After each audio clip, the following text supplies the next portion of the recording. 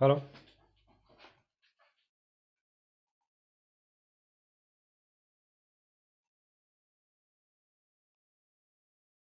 So now I will go to the next part of the course, which is the QMM concepts.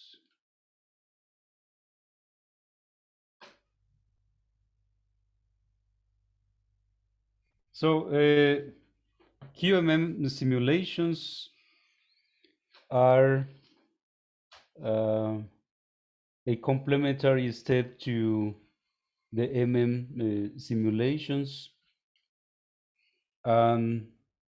They include another layer of complexity to the simulations. So first, you will need uh, to think about if you need at all a QMM simulation in your workflow. So, so as we saw in the graph previously, the QM simulations are quite expensive. They are somehow more accurate than the simulations for some properties, but they are also more expensive, and we need to consider different types of approximations. And I will talk about here the basic concepts of doing a QMM calculation. There are different flavors of doing the QMM simulation, and I will just mention one workflow which works with NumD and Gaussian. Uh, I repeat again why I choose this software and not other software like NumD and Orca or NumD Mopac, which run natively. And that's because this software, NumD and Gaussian, are compatible and they are already installed on Kebnekaise. And basically, nobody has asked about other type of setups like the one I mentioned, NumD, Orca, NumD, Mopac. So if you want to get longer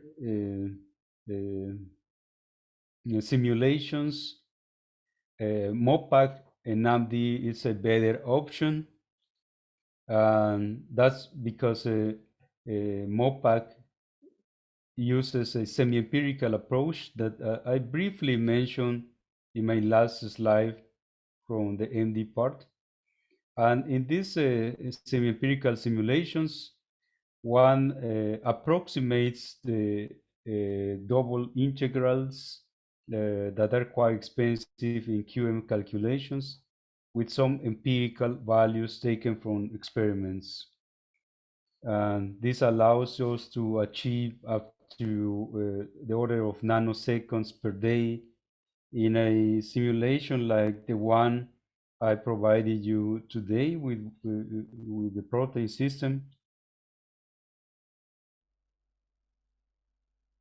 And these are some things that we need to consider if the QMM simulation is needed at all.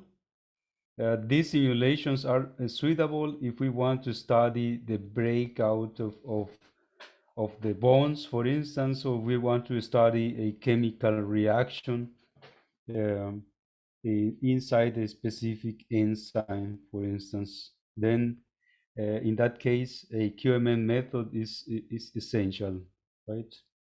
So if we want to study thermodynamical properties of the system, then a classical MM simulation will be more than enough.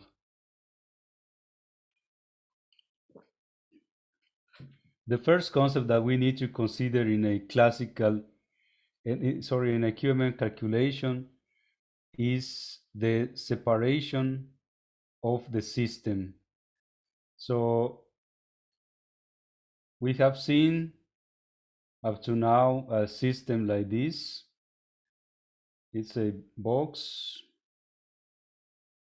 right?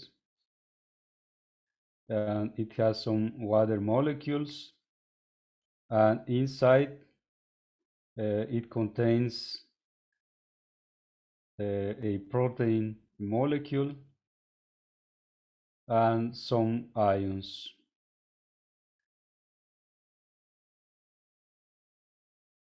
Right?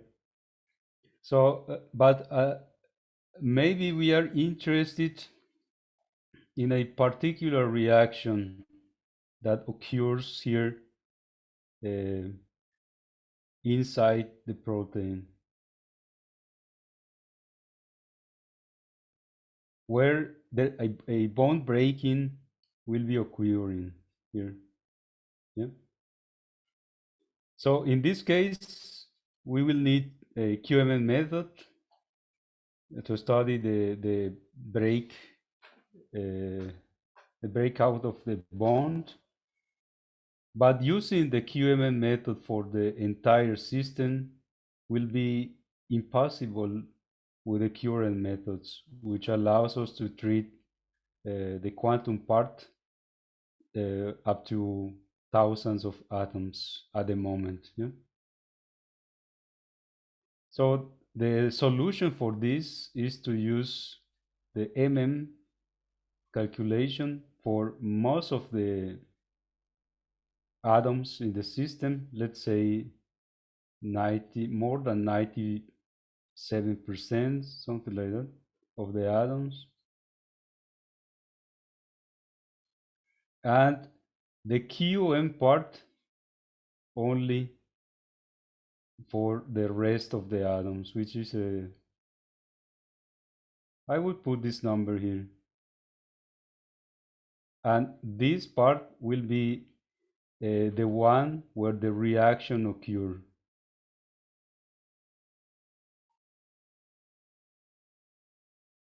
Yeah. So if we put that in a graphical way, in a graphical picture, our system will consist of the following parts. A big part, which is the part, and here inside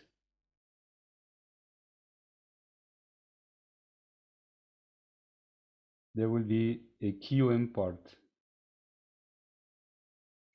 And we need to consider as well the boundaries, which are quite essential, yeah, in this calculation. And needs to be treated in some precise manner. So these are the three components. So imagine that we have the transfer of a phosphoryl group from some particular molecule, and we want to transfer one group, for instance, from an electrophile to a nucleophile. We want to transfer this part to this part here in a reaction. So then we need to define what is our QM region. So if we can couple all this part, yes, so that we don't break any covalent bond, then we will not have any boundary. But imagine that instead this region is very high, it's very large, and we want to cut the bond at some point so that we reduce the number of QMM atoms. If we break the bond at this point, then we will create a boundary here that we will need to treat in some particular way. And I will mention some schemes to deal with that. So it's basically how the separation can be done in a QMN calculation. This part here will be solved by a standard machinery like NAMD, Amber, and so on. And this QM part can be solved with some package like Orca, the one I mentioned, or Gaussian, or maybe a MOPAC, which is quite fast because it includes a semi-empirical method that I said. Okay, this is a division of the system. And once we know how to divide the system, which is also something that we need to consider, how large is the system that we need for reproducing experimental results, getting accurate values. This is something that we first need to think about. How large the system, how many atoms, up to what point we will break the QM region, right? And this comes from your experience of the system. Then there is the concept of additive and subtractive schemes. So imagine that we have again our system where this is the MM part, and inside we have a QM part. So additive and subtractive refer to the following. In the additive system or the additive setup, the total energy of the system is just the sum of the MM part, right? The MM part, but without the QM part.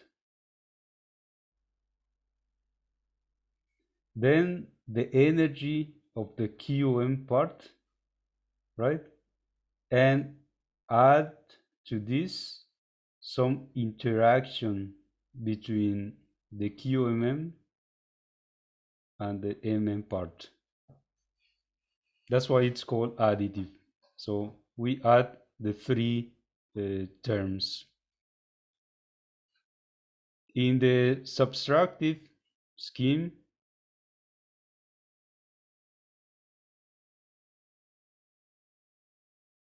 or setup, the total energy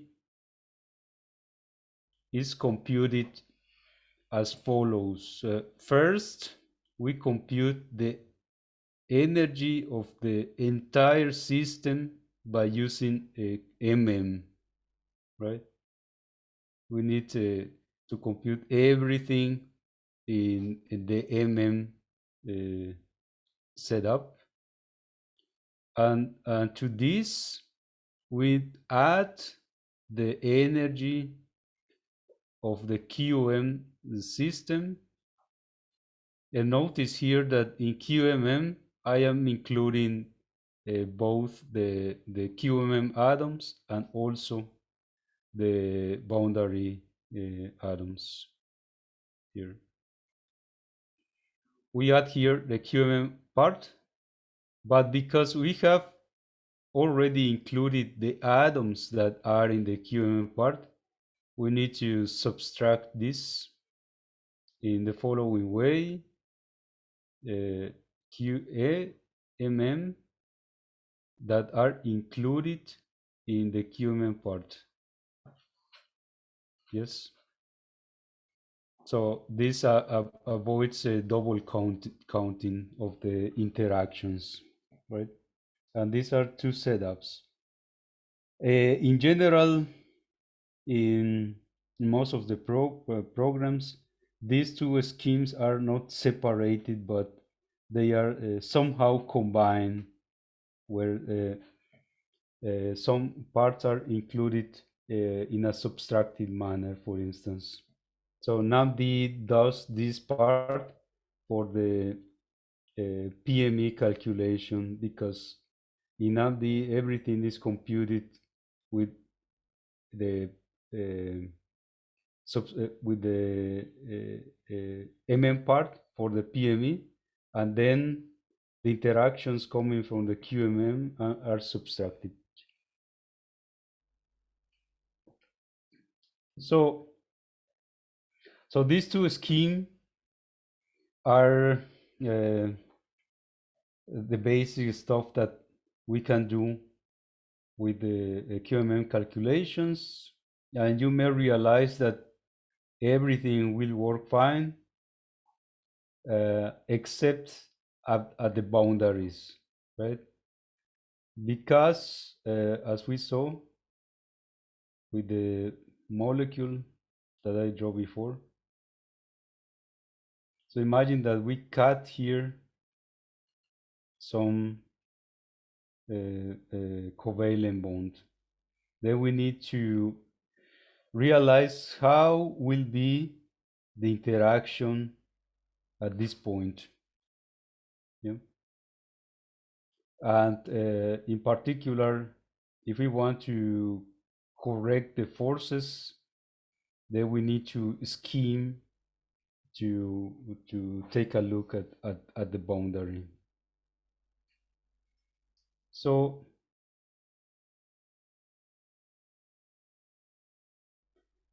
now let me go to the next concept,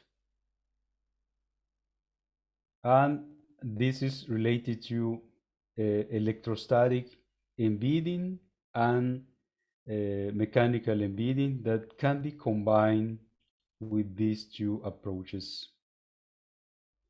So what can we do in this case? Let me delete.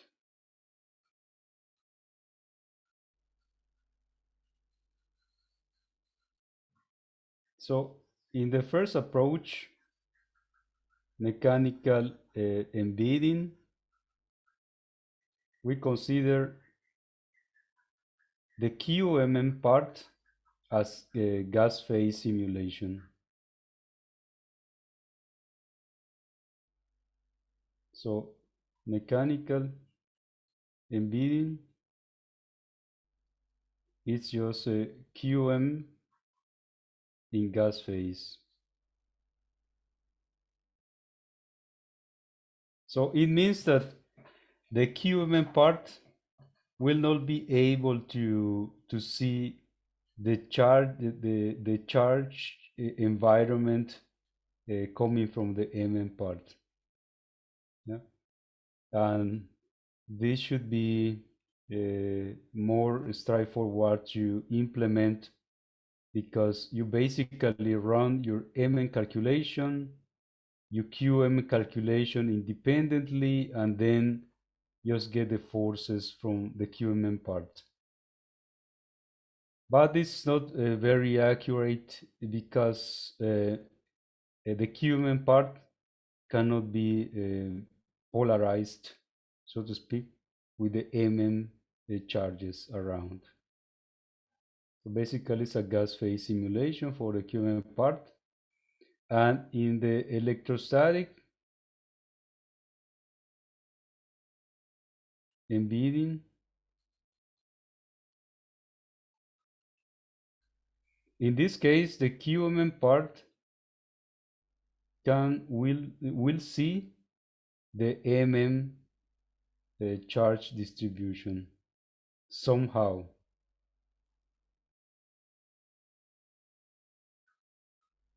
And there are several approaches.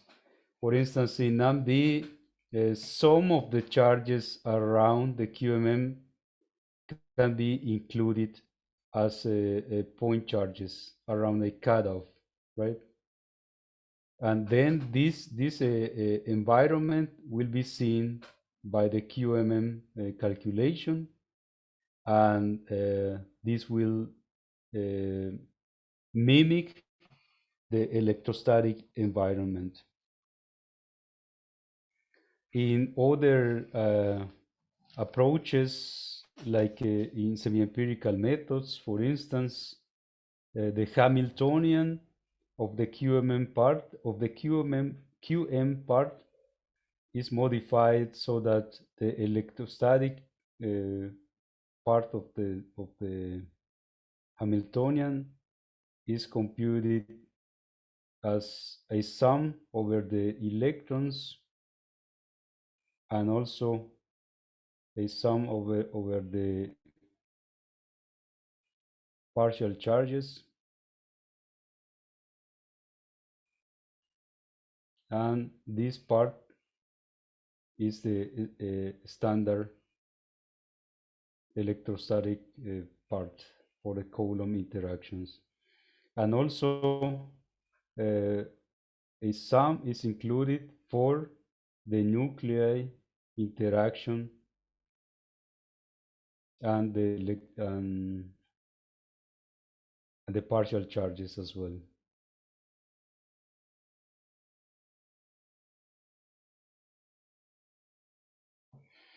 So this is one approach that is used in some Hamiltonians to take into account the partial charges coming from the AMM part into the QMM Hamiltonian. So NAMD does something similar, and in this case, if you include the partial charges, you need to tell the QMM part up to which point you will cut the interactions, and that's why in NAMD there are some approaches like the switching force and the shifting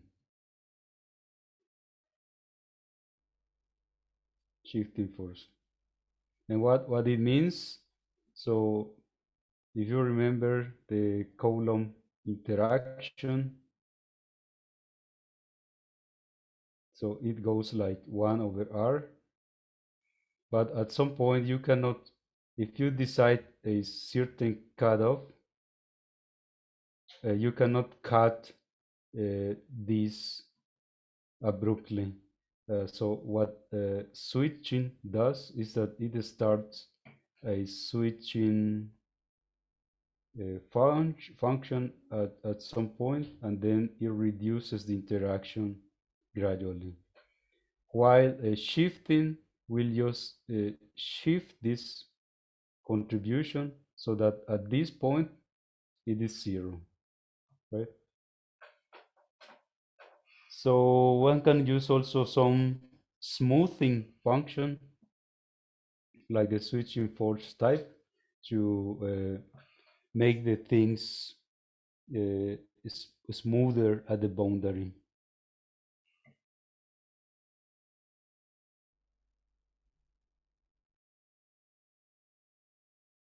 Okay, so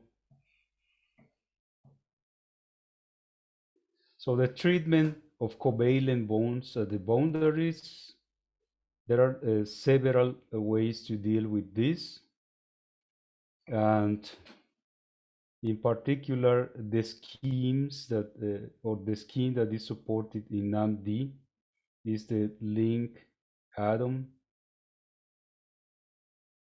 Yes, and imagine that you have a molecule and you cut it at this point.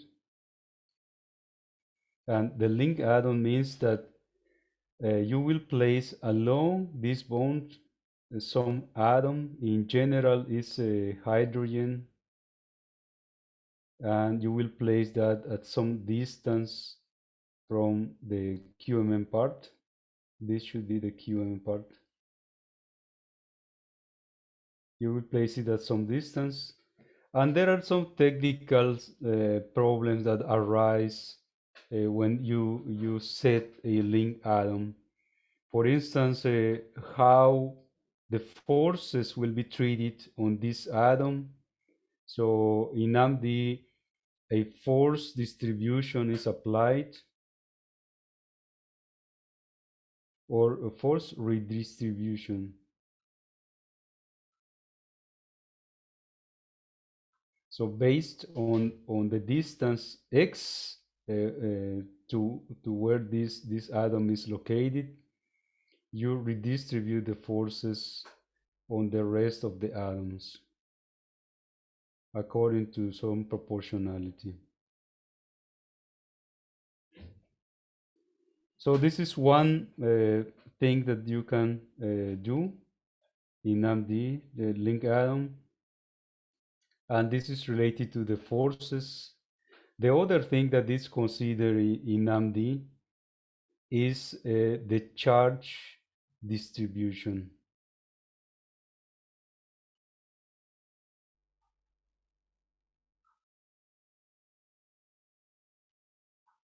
And this is for the atoms at the boundary.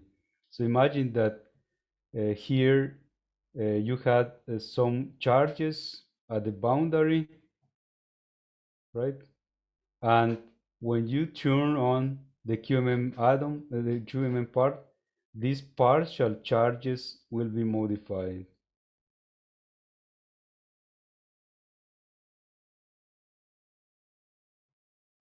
So you need to adopt a scheme to deal with these partial charges modifications.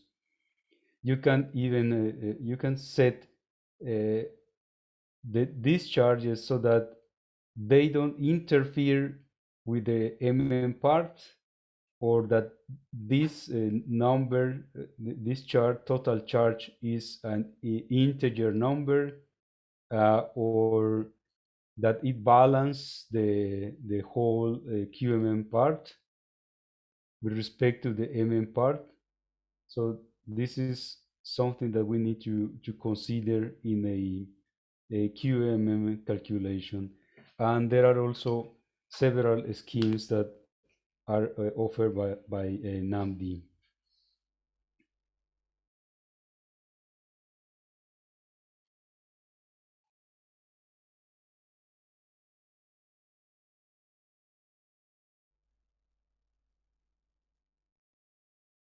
So NAMD plus Gaussian. So for this case, we will need the so-called a driver script. So the part will be handled by NAMD, and this at this point a script called run script similar to this .py written in Python will call the QMM software, in this case Gaussian 16, right? And from this point, once the QMM results are ready, the output files will be read by NAMD, and this will update several data like forces on the QMM atoms, and also if you include this, the partial charges of the QMM atoms.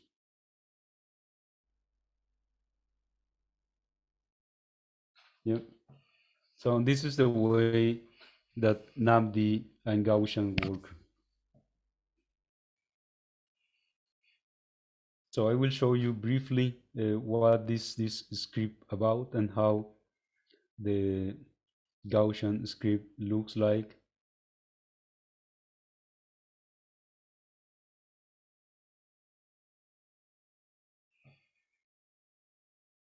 So the reference point that we will be following is this setup where the developers explain how the hybrid interface works. There is also an article from Martin Karpus related to the QMM implementation, and from Walter Thiel, which also includes a good instructive article on how a QMM simulation can be done, and a recent review from Chuan Chui, a researcher, and he gave a perspective on the current issues of QMM calculations. So let me show you this.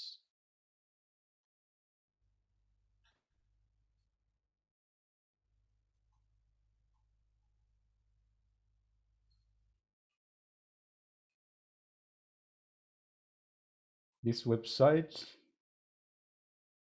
So for the NAMD page, and here you can see the topics that I mentioned briefly now, the division of labor of the atoms. So if you want to use a mechanical embedding and electrostatic embedding, right?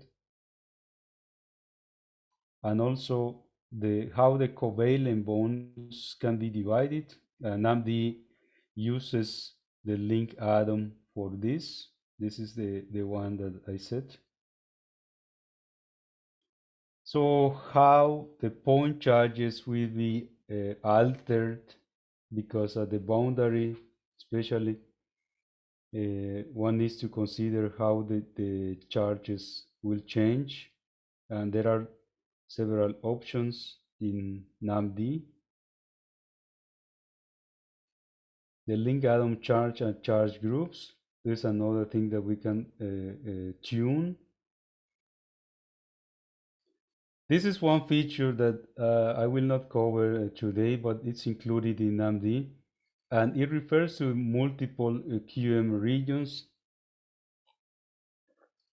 So most of the packages allowed only one QM region, but imagine that your system, your enzyme, can perform several chemical transformations at the same time, and you want to study then they are located at different positions in the enzyme, then you can run this feature. And here at the bottom there are all the flags that you can use for a QMM calculation.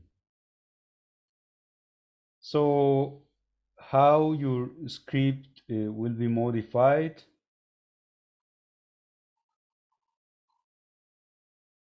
The script for running this simulation for NAMD, it's called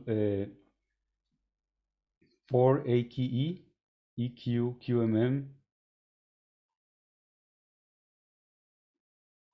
And here, basically, if you use a tool like bindiff on the terminal, you will see exactly what are the changes with respect to the pure MM calculation that we ran in the first part. So notice here that the first difference is the time step. So for this type of calculations, we will be using 0.5 femtoseconds. And immediately this makes the simulation less performant. So in the previous simulation, we used 2 femtosecond, and now we will be using point femtosecond. And this is because otherwise your simulation could get unstable, right?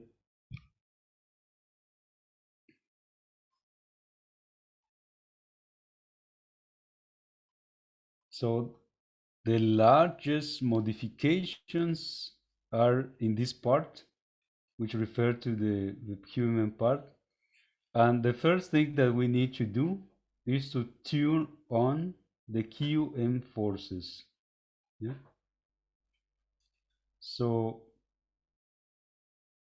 uh, also you need to tell NAMD what atoms are to be treated as QMM atoms and also as MM atoms.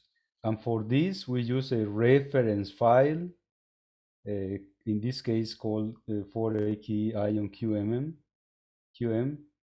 And here we set the beta column from the PDB file to indicate the QMM atom by using a 1, right? Otherwise, it will be 0.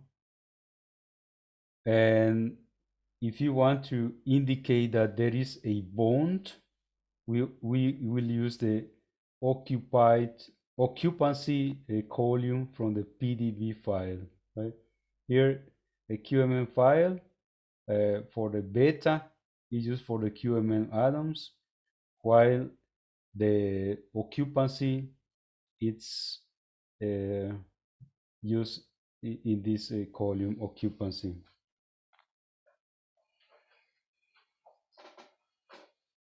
So if you want to use a bond, a covalent bond to break the QM region, then you need to set the QM atom first that is included in the QMN region, and then look at the atom that this is joined to this particular QMM atom and set that atom to 1 in the corresponding column occupancy.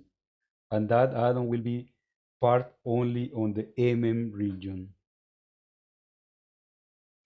So this is number of simulations that can be done. In the present case, it's just one QMM region. Electrostatic embedding that I mentioned before is on, so this will use electrostatic embedding. And the switching function is also on. Switching type is shift. These are the two possibilities. And also the point charge scheme for correcting charges is done with this option, but you can change that. Related to the charges, you can also use different type of distributions. I use the charge shift scheme that I briefly mentioned today. The modification, or one of the modifications that you will need to do on this script, is the base directory. And here is where the path in your directory where the files or the configuration files are located. In other words, where you put the folder or the repository for this course, and where the configuration files are located. So several options that you can use for the QM software are Mopac and Orca. So as I said, NAMD run natively with this software, but you can also use another software. And in this case, because I will use Gaussian, then this custom software, custom flag will be used.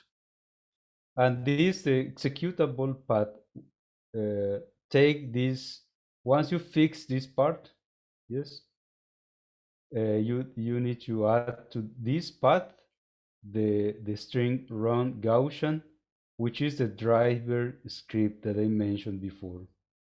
Yeah. This is the frequency for outputs.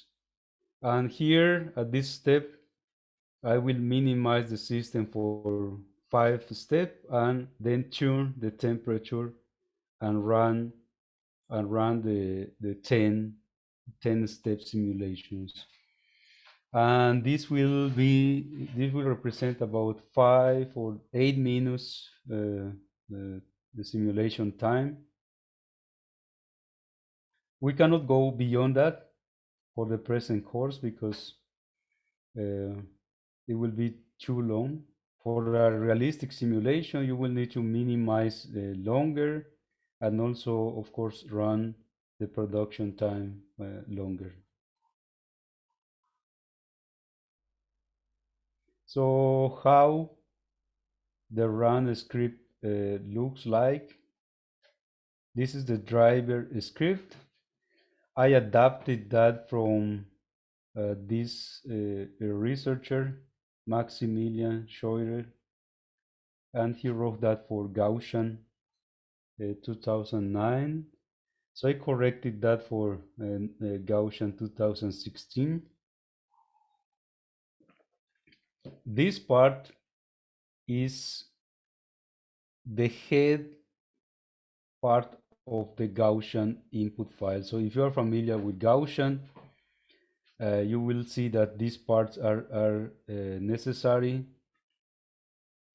especially now for Gaussian 16 that is installed on Kebnekaise. You will see that this flag is used instead of the mproc flag for 2009 Gaussian. So, and in this case, we are setting the list of CPUs, right? This is the name of the checkpoint file that will be generated, the amount of memory. And notice here that I'm using only 4 cores for Gaussian. So, because this simulation is not that big for the QMM part, so it doesn't make sense to go beyond that, and I checked that before the course. So in this line, you will see the type of methodology that it will be used. It will be B3 with this basis set. And this is the type of calculation charged for. And this particular line is very useful for Gaussian 16. So if you try to run your script DFT with Gaussian 16, you will see that it runs slower or is slower than Gaussian 2009, right? And it's because the accuracy and the fine grid it's finer in 2000, the version 2016. So if you want to get to the setup from Gaussian 2009, then just add this line, and it will be using the set of values for 2009. So why they increased the accuracy? It was because 2016 was supposed to run on GPUs, and they require a higher accuracy for the calculations. But if you are happy or you're fine with the setup from the version 2009, this line will give you that.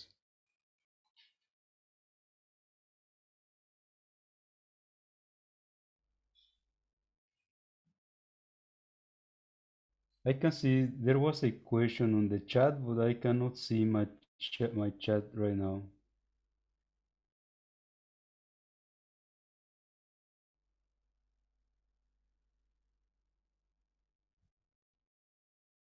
And actually, I don't know where is the chat window.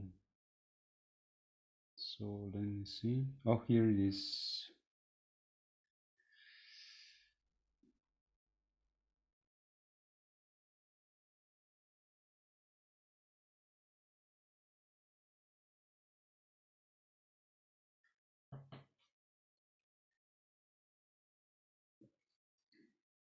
The question is, there was a question regarding NAMD and GPUs.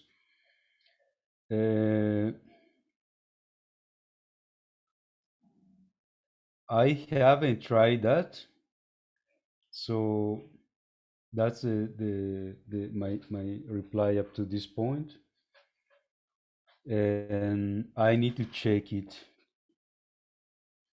But because now Gaussian is integrated, is compatible with NAMD, it could be possible to get both running. Yeah? And that will be very useful, because then you will run Gaussian with GPUs and you can get a good speed up. I will check that.